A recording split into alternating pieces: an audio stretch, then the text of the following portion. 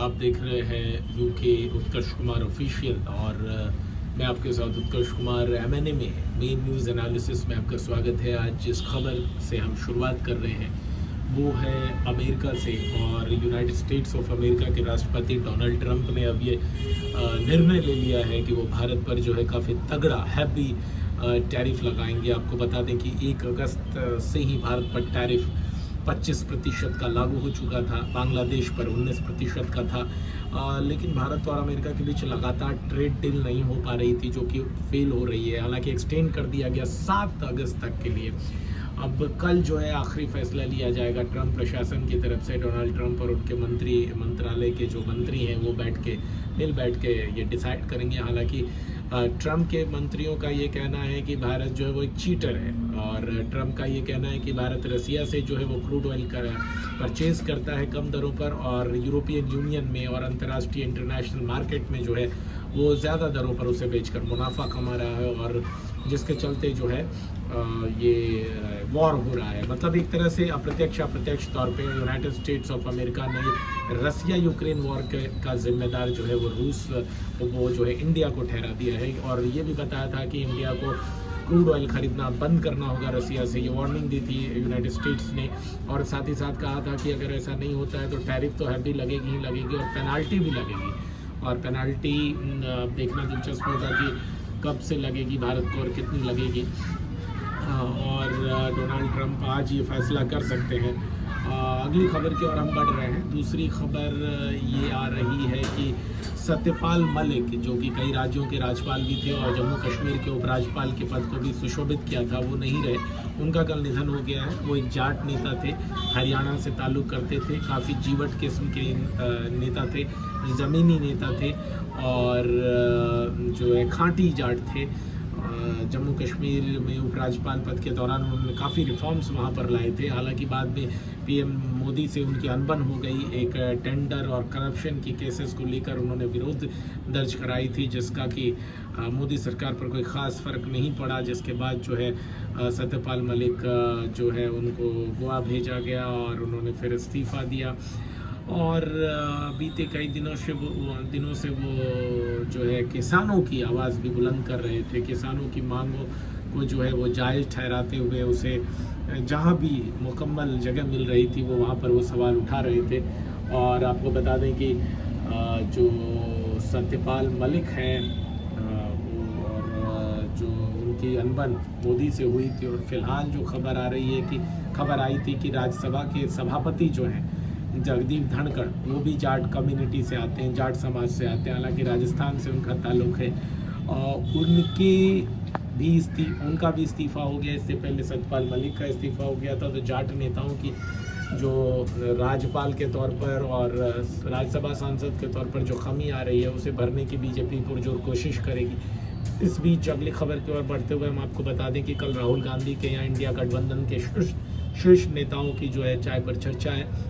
लेकिन उससे पहले आज एक दिन मैच पहले राहुल गांधी को झारखंड की एक अदालत की तरफ से समन जारी किया गया था, और उनमें उनकी पेशी होनी थी।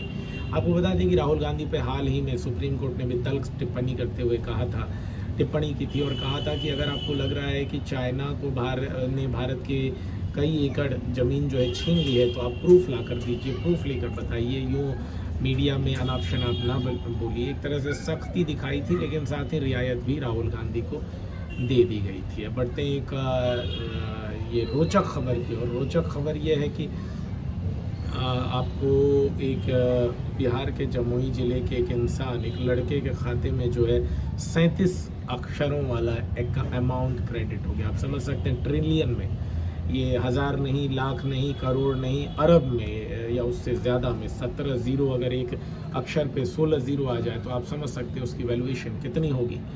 और एक पर 5 जीरो में लाख हो जाता है, 7 जीरो में करोड़ हो जाता है, 9 जीरो में अरब हो जाता है।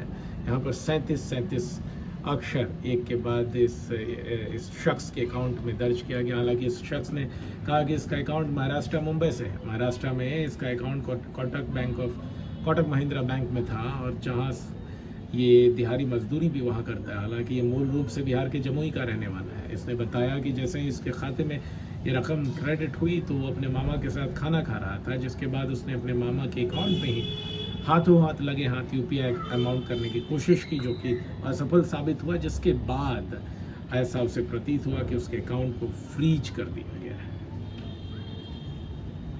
बढ़ते हैं एक और अहम खबर की ओर। खबर बिहार इलेक्शन से जुड़ा हुआ। बिहार में लालू के बड़े लाल तेज प्रताप यादव ने जो है 5 छोटी रीजनल पार्टियों के साथ मिलकर के एक अलायंस खड़ा कर दिया है। और साथ ही साथ तेज प्रताप यादव ने यह भी कहा है कि अगर चाहें तो राष्ट्रीय जनता दल जो है, राजद जो है, उनके अलायंस में शामिल हो सकता है।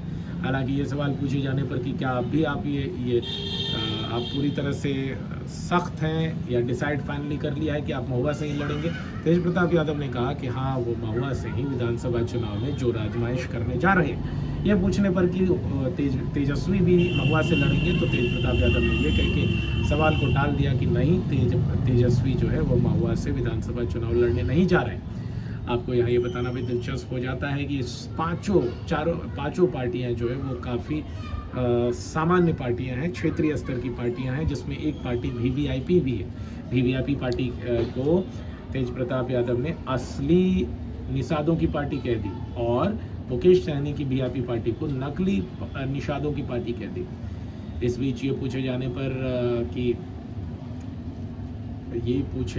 पर कि ये अलायंस क्या करतब दिखाएगा, और तो वो लगातार कह रहे थे कि वो चुनाव में लड़ेंगे, क्योंकि सीट एक ही पर उन्हें लड़ना है, उसी के परिणाम पर फोकस देना है। साथ ही साथ उन्होंने ये भी कहा कि जयचंद से राजद को छुटकारा पा लेना चाहिए। अपनी अलग नई राह पर चल चुके हैं तेज प्रताप यादव, जिनकी पार्टी का जो है टोपी पीला, गमछा पीला है, और इस बारिश और गर्मी के सितम भरे मौसम में ये इनके लिए काम ही आएगा। आगे देश और दुनिया की तमाम बड़ी खबरों के लिए आप हमें लाइक करें, शेयर करें, कमेंट करें और सब्सक्राइब करना ना भूलें। मैं आपका होस्ट उत्कर्ष कुमार, हमारे साथ जुड़े रहने के लिए आपका धन्यवाद। कल फिर एक बार देश और दुनिया की तमाम बड़ी खबरों के साथ हम होंगे हाजिर। तब तक अपना ख्याल रखिए।